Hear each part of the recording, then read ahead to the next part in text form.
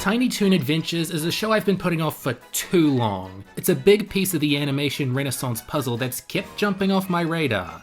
But not anymore. I'm not even going to do some big anticipatory introduction because this show needs no introduction. It's Tiny Toons, Looney Tunes with kid variants of the classic stars.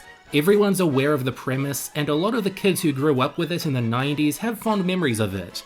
So why did it take 28 years for them to come back? To be clear, this video is not about Tiny Toons Looniversity. I don't want to jump the gun and guess it's all great after one episode like I did with the Animaniacs reboot. I've seen some clips and heard the new theme song, but I'm happy to stick with what I know at the moment. But what should you know about the original Tiny Toons? I already went over some points in my Animaniacs review last year, but if you need a refresher, Steven Spielberg's Amblin Entertainment helped to co-produce the 1988 Robert Zemeckis movie Who Framed Roger Rabbit. You know, the one that featured a bunch of classic cartoon characters and had a hand in reviving major Hollywood interest in animation. It was a breath of fresh air in a time where a lot of popular children's characters were being aged down in the hopes of increased commercial appeal. In fact, Warner Bros. President Terry Samel had proposed the Looney Tunes go through a similar treatment in 1987, making a movie with either child versions of the characters or their potential kids. After some meetings with Spielberg, they decided to make new unrelated characters entirely, but still heavily inspired by the Looney Tunes. Then the project was put on the back burner for 2 years before being revived as a syndicated series. This of course meant hiring writers who had worked in animation, primarily staff from A Pup Named Scooby-Doo, what else, and creating a new television animation division at Warner Bros., which John McCurdy would serve as president of for the next 12 years. Despite all this, producer Tom Ruegger is often credited as the true creator of this show, being a head writer and thus having a big hand in how the world, characters, and comedy formed. After a year and a half of work, Tiny Toon Adventures, although its friends just call it Tiny Toons, premiered on CBS on September 14th, 1990, before going into syndication, and it was an enormous success right out the gate. Ratings-wise, it made for a fierce competitor to the Disney afternoon block, so it was sort of like history was repeating itself. Disney and Warner Bros. Were once again the titans of episodic animation.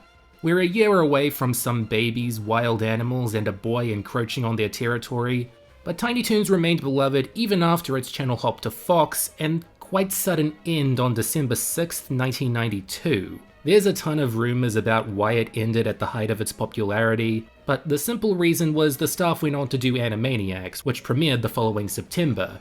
It was either a new show or a 4th season of Tiny Toons, possibly without its main star, so they settled for a few holiday specials to round out the franchise before letting it ride off into a sunset surrounded by a rainbow ring.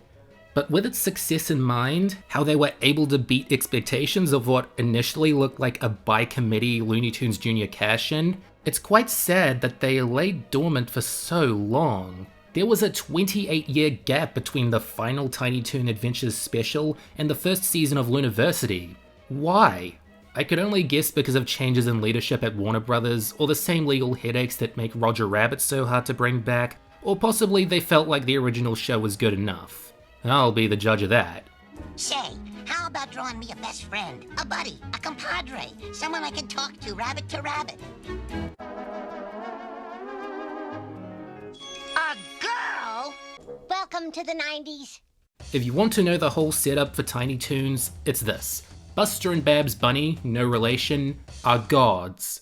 No, seriously, some cartoonist is pressed by his boss to come up with some good cartoon characters, so he makes a pair of bunnies that come to life, then create their own show when he leaves. Suddenly, this title is starting to make sense. They're cartoon characters, and their whole world is the next best thing to a petri dish. What are the adventures about? Their most common setting is Acme Looniversity, a high school run by the Looney Tunes where they learn how to be funny. Most of the faculty serve as mentors for one student or another, so they have the ideal inspirations. Buster Bunny is the protege of Bugs Bunny, so is given the most face time. He inherits a lot of the legend's traits like quick thinking, sly commentary, and boundless showmanship. But he's a kid going through kid problems, so the iconic personality is there, but put through a more relatable lens. His secret admirer, Babs Bunny, grew into a more distilled take on Bugs' mold. She tends to be meaner and sillier than Buster, while still managing to be a funny heroine in her stories, specializing in impressions. You have to hand it to writer and producer Sherry Stoner. Her passion for vaudeville trickstery and reference humor made Babs into the character you see before you. It wouldn't be Looney Tunes without a Daffy, and Plucky Duck fits the bill of an egotistical anti-hero, taking more influence from Chuck and Tex's iterations of Daffy than Bob's. He has his screwball moments, but is mostly a self-serving brat, albeit one with a hidden conscience. He's often paired up with Hampton, the Porky Pig stand-in who, aside from his kingly appetite, is quite a neat freak, raised to believe that a clean home is a happy home. I see him as a mix of Porky and Piglet when I think about it. Given the trouble he runs into is never really his fault, he's one of the more sympathetic characters on the show, and my favorite of the three boys. That's right, I'm not fun at parties. Babs isn't the only example of overdue female representation in Warner Brothers cartoons. There's also Fifi La Fume, a French skunk that reeks of cooties. She was originally meant to demonstrate that Pepe Le Pew's behavior is still inappropriate when the gender roles are switched, but that routine was quickly dropped to keep her from being considered an antagonist. They lean more into her innocence and enthusiasm over time, to better results I think. Shirley the Loon, one of my previous lives, is a valley girl with an interest in reincarnation, astrology, out-of-body experiences, any pseudoscience you can think of. But she's totally in the right because this is a cartoon world where anything can be reasonable. She doesn't appear super often, but she's my favorite of the three main girls for being the most strange and unpredictable. That's right, I'm still not fun at parties. Montana Max has few things in common with Yosemite Sam outside of being a short, angry guy with a gruff voice. Max was born into riches, and it's made him a greedy and rotten kid, as well as the best adversary for Buster. I like that Buster gets to be a champion for the little guy in these confrontations, and when Max learns his lesson, he really learns his lesson. But the most prominent villain in the series is Elmira Duff. She's like Elmer Fudd, but instead of killing animals with bullets, she kills them with kindness. I don't have any complaints about her character, just how overused she got. They really hammer in the animal cruelty message with her, so you have to see tons of animal cruelty, and enough is enough at a certain point. Calamity Coyote is the school's boy genius, truly Jimmy Neutron before Jimmy Neutron. He's largely elevated by his design. He looks nowhere near as demented as Wile E. He's more of a cute pup, which may send mixed signals like you kind of want to root for him to devour the bird he's so cute, but that's not a huge drawback. Little Beeper is the new Roadrunner in town, basically the same character as his mentor, but a little more aware that he's causing the coyote grief. Furball is my favorite character on this show. It's a sympathy vote, sure, but you can't blame me. He's a lonely stray kitten with no long-term luck. Even when he gets her home later in the show, that cardboard box is looking pretty cozy again. Anytime you see him happy is a good moment in life. Dizzy Devil is the wildest kid in school, taking after Taz, spinning around, making a mess, forming incoherent sentences, and somehow getting a gang of girls that hang out with them. I'm pretty lukewarm on Dizzy. They can be nothing more than energy, but I can understand why others would love that. Go-Go Dodo is the last of his kind, or so he says. A rare bird from the surreal world of Wacky Land. When he's not being the school's cuckoo clock, he's doing something strange. I really like him. They got to channel their nuttiest ideas through him, instead of letting the rest of the world get too hectic. Sweetie Bird is like Tweety Bird but for the MTV generation. Instead of being a foil, she's a flat-out villain, devouring other characters when she gets the chance or bothering people for the fun of it.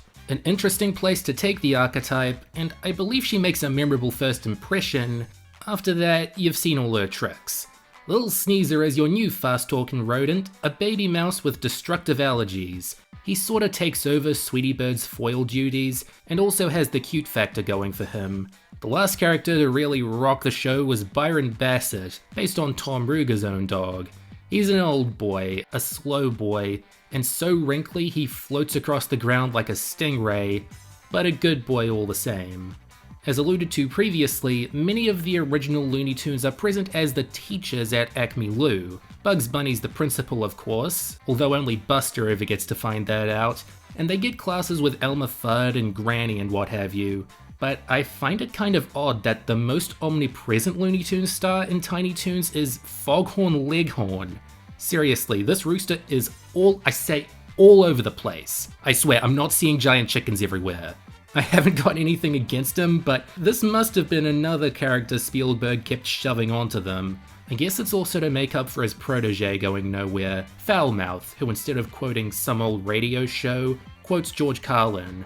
A victim of the censors, I guess, since you can likely count his speaking roles on one hand. There's a couple other characters that were likely seen as overflow. There's Arnold the Bulldog, a buff Austrian adversary who survived the early episodes but never developed into anything beyond his stock role. Bookworm is a smart little fella, but the rest of the cast doesn't hit the books very often. Merry Melody has nothing Toony going for her. I think she should have been paired off with Elmira more, give their voice actress Cree Summers some space to flex her range, but alas. Concord Condor is a voice and nothing else. Barky Marky, who are you? Harriet, it's just a name Babs calls over the phone, but I think it would have been interesting if we eventually saw her. The characters' parents, there's a few like Hamptons, while Babs and Pluckies usually have their faces hidden. It was a fad with cartoon parents in the 90s. But that just reminds me that some of the others have very likely been abandoned by theirs. So a good thing they never did any sort of dedicated Parents' Day episode. I know I've just gotten a bit harsh, but this is a pretty solid cast. It took the original Looney Tunes over 2 decades to form such a lineup, but Tiny Toons has their whole run as a base of reference, so we're meticulously able to hone in on what worked best and make that more appealing for a fresh audience. Anvil drops on Plucky, anvil drops on Plucky. 2 anvils drop on Plucky. Giant anvil drops on Plucky. This is insane! Who wrote this slop? This show has 2 dominant formats, half-hour adventures and short compilations. Sometimes tied around a theme, but this isn't a guarantee. You'll get cases where Buster and Babs set up the episode's topic in these wraparound scenes, but it's kinda goofy when they only apply to a single cartoon, if any. I was sure I was going to like the short format episodes significantly more, but I was impressed with how good the stories in the half hours were. They're only that long if there's enough emotion or action to sustain them, but the shorter episodes are usually 6 or so minutes of effective, bite-sized entertainment. It's rare that I rewatch an entire short compilation though, only my favourite segment or 2 in any given one can really hit the spot after the first few viewings. Nothing wrong with either format in the end, it let them make each plot as dense in action or dense in the head as they saw fit. The plots vary in scope, hitting the full spectrum of potential stakes. The universe ends at least 3 times, but that's nothing compared to Buster asking Babs out to the prom. I like when it gets bonkers, but the original Looney Tunes is a tough act to follow there, especially since most of the Termite Terrace folks who were still kicking weren't invited to work on this show.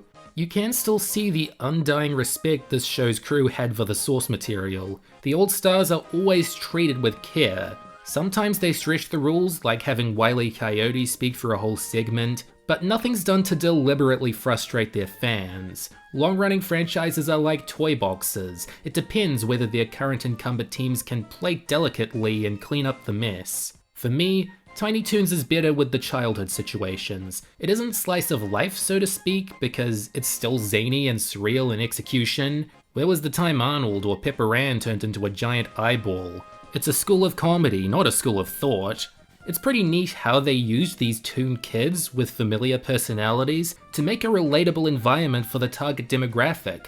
You had that friend. You were that friend. You, from personal experience, could write a 2,000-word thesis on why Shirley is autistic. Well, you don't need to do that. I already have, links in the description. While there's nothing wrong with the school setting, I tend to prefer when they're out in the world, getting into mischief unconstrained by the quasi-educational element that got the show past customs. If you really wanted to, you could headcanon that a lot of these are their student films to demonstrate what they're learning at Acme Lou. They like to do a lot of parodies of either pop culture from the time or the classics. Looney Tunes always had references and tributes to things you 14-year-olds have no idea exist. I saw a guy do this in a toothpaste ad once. Ta-da! So that's nice to see carried over. Their targets change as the show goes on, but their modernist spin on things doesn't.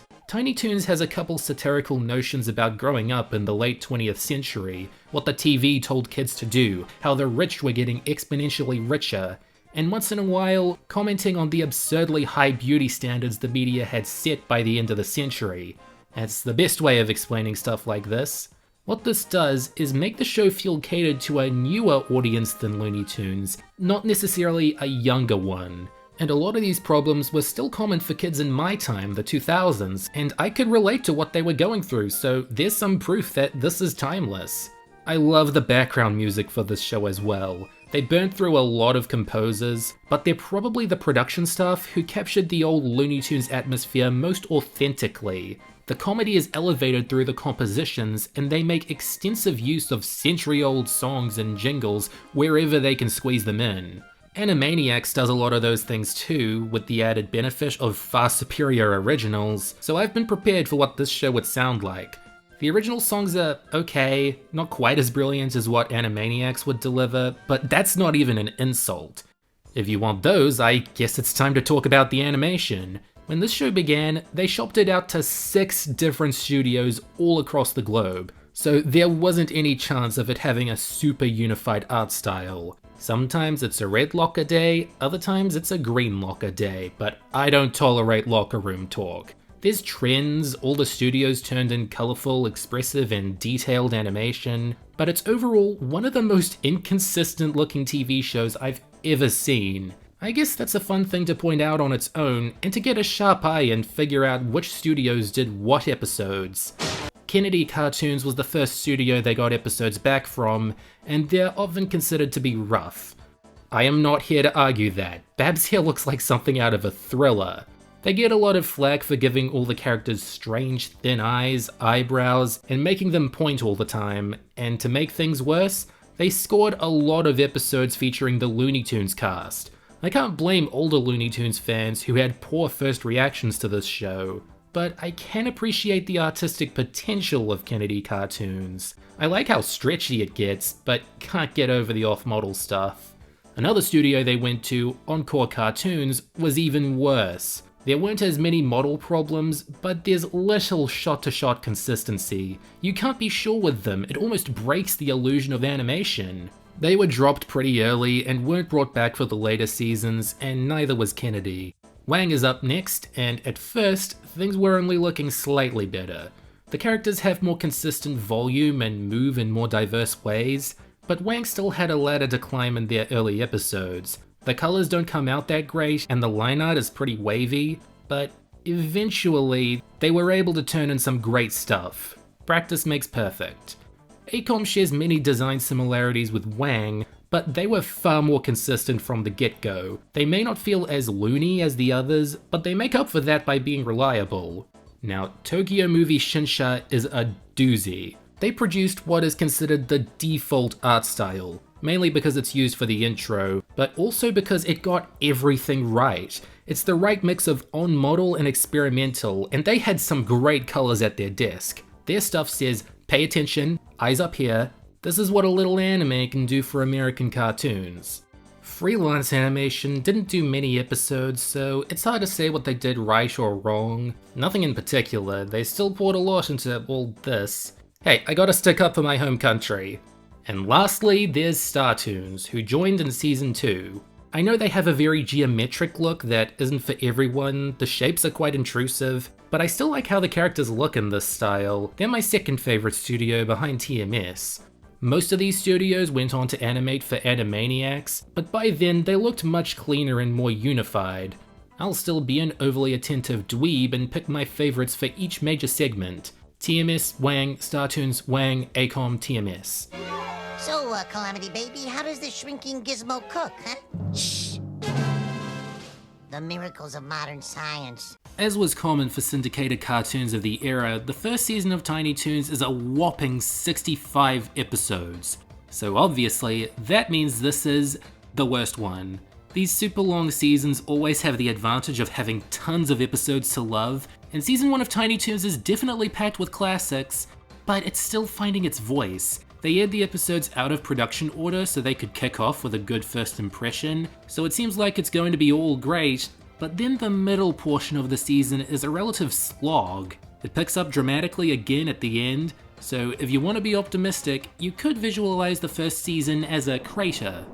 Something else that's very quirky is how they really like to hammer in how they're set in the 90s, even though you can tell most of these episodes were written in '89. There's a lot more of an 80s vibe than you'd expect, especially in the pop culture references. Video games were still seen by parents as an ear-grating fad, not something that could turn into this. You've got your Splash, your Honey I Shrunk the Kids, your E.T., your Batman '89, and some story ideas are still kind of novel. Mr. Spielberg, if you want to do a story about dinosaurs so bad, why don't you make a movie about them? Either way, I'm happy they were more trendsetters than trend followers by the end of the first season. Thinking of the explosion of weird Western animation in the following few years, and how Tiny Toons played a part in making cartoony cartoons successful again. Their myriad of references may have also helped. They do their fair share of sequels and spiritual follow-ups to some of the most loved Looney Tunes cartoons, but they're also willing to throw some love or at least playful jabs at other historic animated productions, even Disney's work. It's not all in the most respectful ways though. Buster and Babs have some rivals this season in the form of Roderick and Rubella Rat, who attend a more snooty school called Perfecto Prep. They're rodents, they're more pompous than anyone in Acme Lou. Connected the dots yet? Because I haven't. The main reason I glossed over them is that they have a few decent appearances, but were forgotten shortly after season 1. The main cast also have some differences back here.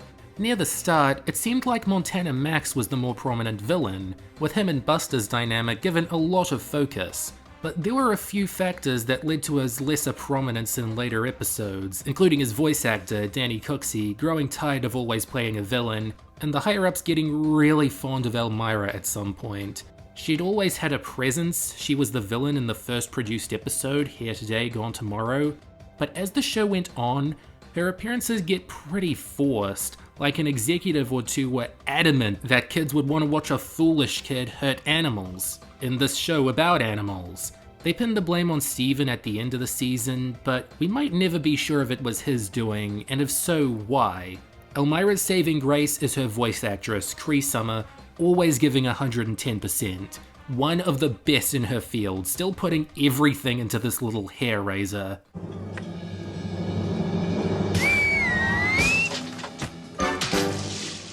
He thinks I'm cute. With just 13 episodes and a direct-to-video movie, it would be an easy guess that season 2 wouldn't leave the same big impression as the first. But I'll wholeheartedly opine that this is a way bigger and better set of episodes. Everyone's been established now, their intentions are gonna be more layered and organic, and it's only season 2, there's still a lot to do with them. There aren't many episodes here, but they all matter. The half-hour ones continue to get wilder now that we're invested, and the short compilations are more consistent with their theming and individual segment quality. Maybe there was less pressure on them now, but with how good this run of episodes turned out, you could assume there was more pressure.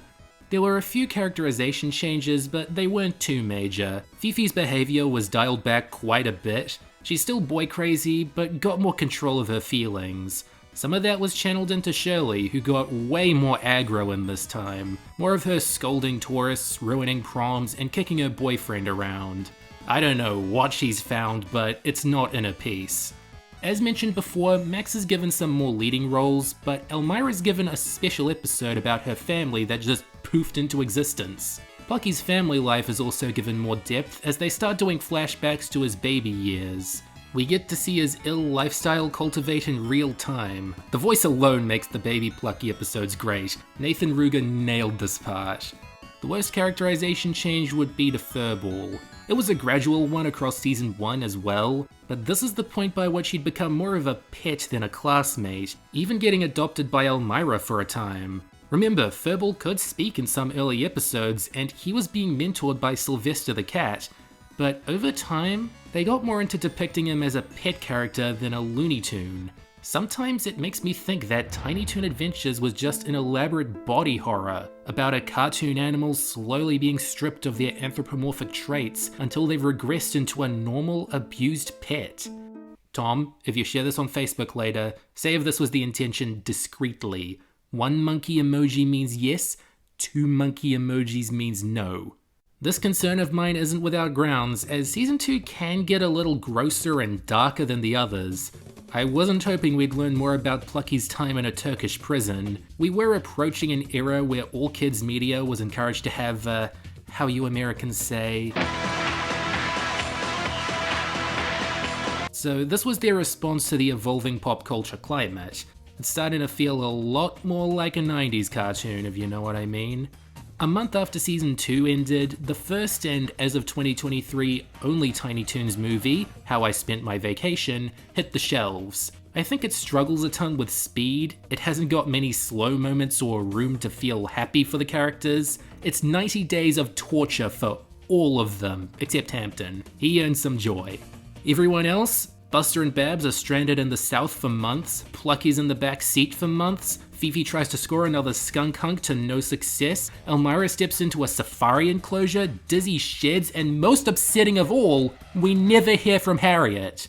I'm probably making this movie sound horrible, but it isn't, it's pretty funny. They might have had too many ideas, but at least that shows gumption.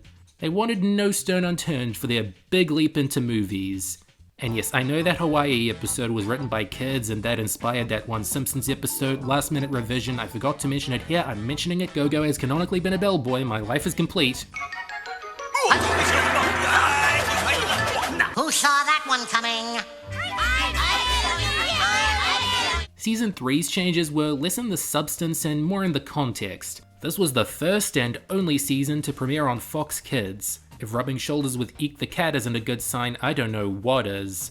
They still had big plans for these Tiny Toons. Plucky Duck got his own spin-off show, which consisted of one original episode, then just a bunch of reruns. Elmira's family is seen again, though it's a little more warped, with happenings like the Rick Moranis father collecting people's tears. 2 Halloween specials were planned, but they were only able to air one. One Christmas special was rushed out to close the year off, set in an alternate world where Charlie Adler never existed. A lot of cool things happened this season, but personally, I sensed the show getting exhausted by itself. It must have been getting harder to come up with fresh material, even though the possibilities still seemed endless, and this was still a pretty modest run of 20 half hours. It seemed like the censors were tougher on them this year too, with some material going unaired for a long time, and it reaching the point where they made an episode all about a humorless busybody sucking all the fun out of Acme Acres. Couple this with Charlie Adler abruptly leaving after his writing credits, leaving Buster to be portrayed by a sound-alike, and big cracks were forming. I wouldn't say Fox ruined Tiny Toons per se, as there were probably other factors at play. Besides, it's still a great season, and if they didn't stop the breaks here, we might have gotten a much worse 4th season instead of a much more interesting new show or 2 or 10.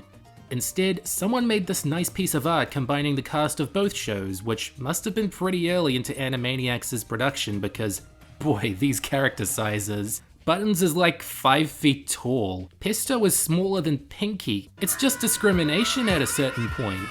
Before I go through the last couple specials, I'll just close out Season 3 by saying that it's a pretty good time, but not as consistently good as Season 2, I feel. It's a pretty tough call though. In that way, they're a lot like Seasons 2 and 3 of SpongeBob. It's an intense debate, but a friendly one. The most gruesome, heart-stoppingly horrific image ever to be framed. It's my 3rd grade school photo! After Season 3 wrapped up, Tom, Sherry, and their team shifted their focus to Animaniacs, but alongside that show's first 2 seasons, they produced 2 final Tiny Toon adventures for Fox, Spring Break and Night Ghoulery. Spring Break was definitely testing the waters for a more adult demographic, parodying things like Beavis and Butthead and The Fugitive, and half the Acme Lou kids are just going down to Florida to get some eye candy. Plucky's whole plot revolves around him giving up his plot to fawn over a one-dimensional bombshell. It's a sunny time with no less than 4 references to other cartoons, and as you can see, Elmira's villainy is played up here. I know this is Apollo's gift of prophecy gone horribly wrong, but does anyone remember the Simpsons episode where Bart was kidnapped by Elmira? I kind of like the more villainous turn she took here. It makes it so much clearer that she is not meant to be likable, but a threat. Speaking of evil, Night Ghoulery was a great way to bow out. It's my favourite of these 3 specials actually, because it's a compilation of horror-themed segments, and I believe it was for the best that they ease us out of this world with their most demented ideas. Parodies, demons, pub legends, war prophecy, 20-somethings who are a little too obsessed with a 14-year-old skunk. My favourite thing about Night Ghoulery is that it leaves Plucky and Elmira off on a few final adventures of misery. This was for all the headaches they caused across the past 5 years. And Hampton doesn't go through any hardship in any of these specials. He won the jackpot in the end. And so did we, the viewers, because there'll always be a ton of amazing episodes to go back to. Hollywood Plucky sees our unlovable rogue aiming straight for the top with a pompous film script. Them being forced to take the Harrison Ford route pays off for us, as the celebrity shoutouts were quite offbeat from the start. Real Kids Don't Like Broccoli takes us into the far future of 2038. We're 2/3 of the way there. What are they going to do in the future? A noir detective case, obviously. This one gets really strange, even for the premise, and I like it for that. The Potty Years is just about a baby doing a stupid thing because they don't know any better. It's basically Rugrats, but in the Looney Tunes world, and I am here for it. It's All Relatives is a simple one. Babs is asked to entertain her grandma with a routine she's apparently good at. Thus, we get a sample platter of Babs being Babs. Spoilers, Babs has a lot of great episodes. Can't Buy Me Love throws Elmira into the bad seed. It's a good day whenever they throw her into the most messed up stories they can think of. G-rated Rhoda is still a devil child, so there's a sense of catharsis that they're even putting Elmira in the story at all. Fit to be Stewed is their demented little take on Hansel and Gretel. They meet an evil witch who turns Babs into a real bunny. So Buster's gotta be a double hero and Babs has to pull off being genuinely adorable for once in her life. They do both. Born to be Riled is one of those copycat plots that hits you like a brick in the 20% of cartoons it crops up in. But this one is elevated by just how much of a rascal Babs is. If she's the next Bugs Bunny, it's only fair she learn when a joke can come at the cost of friendship. Babs' knack is impressions, but it shouldn't equal picking on her classmates. Never Too Late to Loon gets a lot funnier when you do your research. Plucky gets Shirley to channel Einstein into his brain so he can pass a math test, but she doesn't tell him that Einstein failed math as a kid until it's too late. That's because it's a total fabrication. There's no evidence to anything but the contrary. That means Shirley just gave Plucky a pink elephants fantasy and a German accent to get back at him for chasing her around. What a chess move. Sepulveda Boulevard is a lavish parody of a lavish movie I haven't seen in its entirety. My main takeaway was Hampton's foot wiping obsession. Okay, can I just get this off my chest? These shows really had a thing for feet. I'm putting someone on blast. The horror of Slumber Party Mountain puts our main 6 into the most hopelessly generic teen horror story. But the great chemistry they'd all formed across 3 seasons is what makes this so much fun. Sometimes you can have the blandest story imaginable salvaged by strength of character. I don't want to spread the rapid-fire music and TV showcases, so here they all are in a clump. Toon TV's got a fine selection of hits and hilariously goofy wraparounds, but Tiny Toon's music television has Julie Bruin. She's the most well-animated character in the whole show, and I think we all know the reason. Ginger's needed a boost.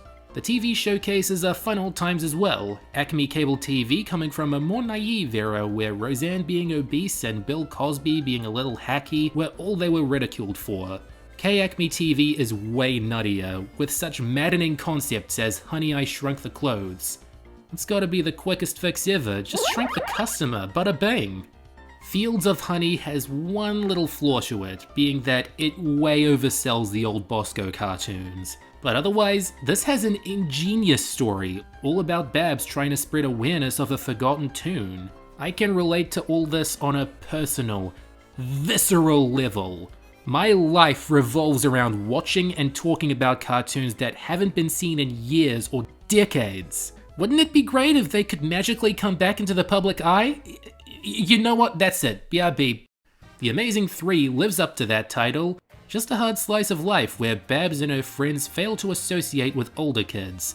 It closes out with a Carrie parody and a lesson to value your social sphere. It reminds me a lot of The Best Night Ever from My Little Pony Friendship is Magic. Yes, I'm talking about both these shows. Yes, I am 22 years old. Yes, I am a loser. Animaniacs! Differentiated from the later show by an exclamation point, turns Acme Lou into an art school. Another horror episode, they're good at those. You get a little lecture on cell animation, some student films that horrify these elitists, and it all culminates in the saddest movie ever made. What fun! Stand Up and Deliver is dripping with sugar. It's a total dream come true for Babs, getting to perform at a comedy club and work with a Robin Williams parody. The impression is spot on too. This is a wonderful tribute to the legend, and the kind of emotional story you can expect out of Tiny Toons more than the original Looney Tunes. That's Art, folks, was a guarantee. This show is full of parody and stuffy old references. Why not parody the stuffiest and oldest medium to a little kid? Paintings. Babs in all these worlds, even though it's just a dream, is a magnetic combination for wit, and while she's learning to appreciate this stuff the hard way, she's making the case for why her own animation is art crystal clear. 13-something parodies a show no one born after 1984 should know about.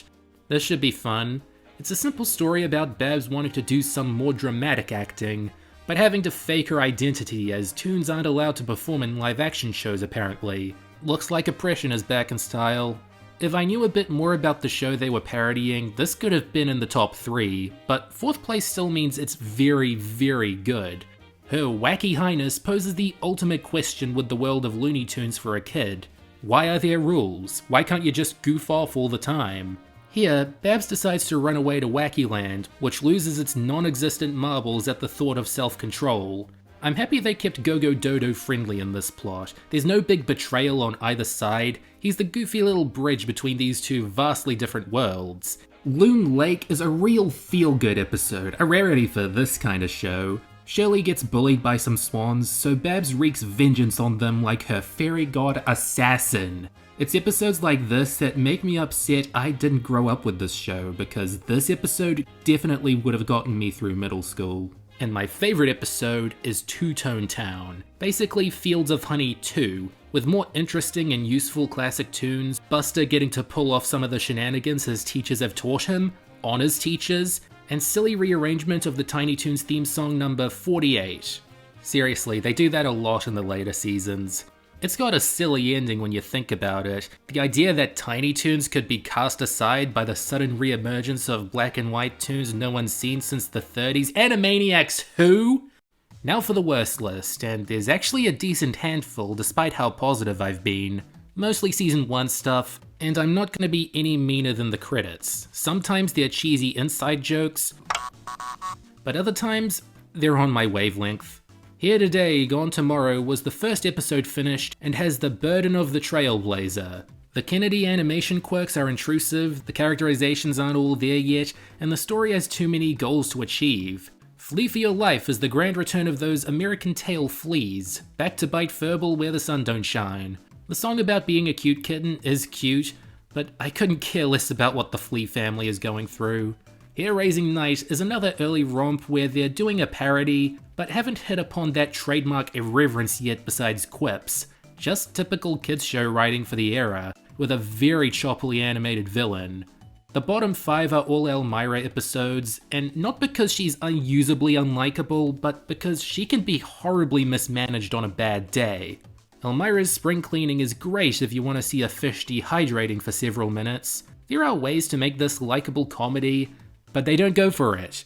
Let's Do Lunch has a harsh lineup of ingredients that all combine for a bad taste. It's one where Furball is in Elmira's care, it's all about him being teased by Sweetie Bird to eat her, and on top of that, Kennedy was in charge of it. Bare Necessities was their attempt to modernize a group of bears I've never heard a single Looney Tunes fan talk about. All they do is live out the now materialistic world of home shopping. Fun.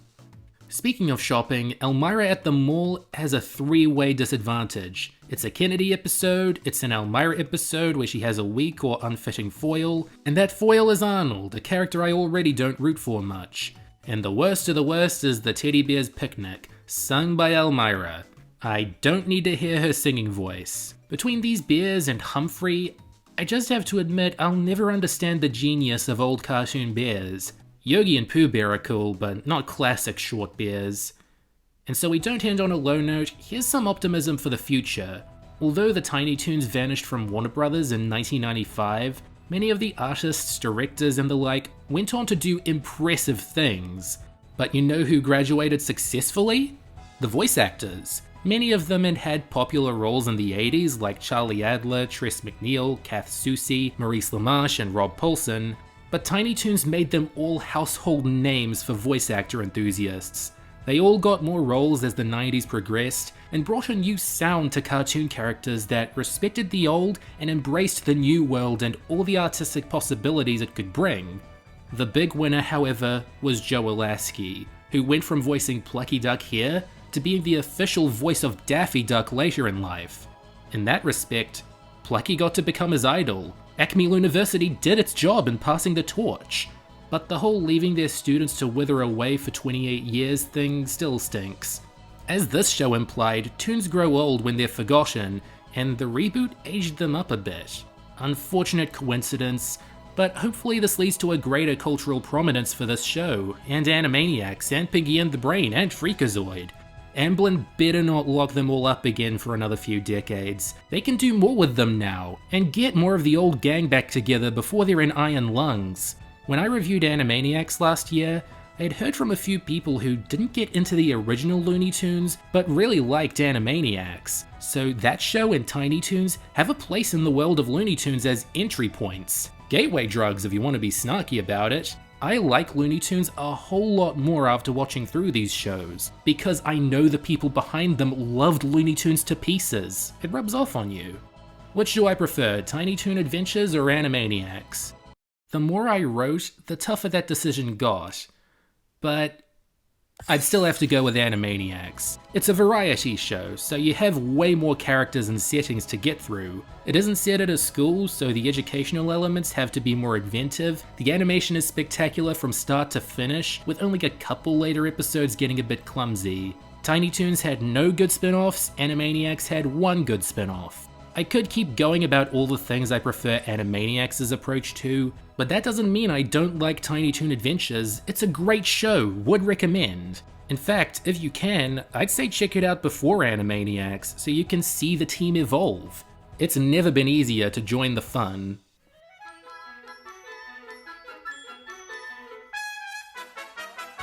That's all, folks. Seriously, I'm not covering Looniversity for a while.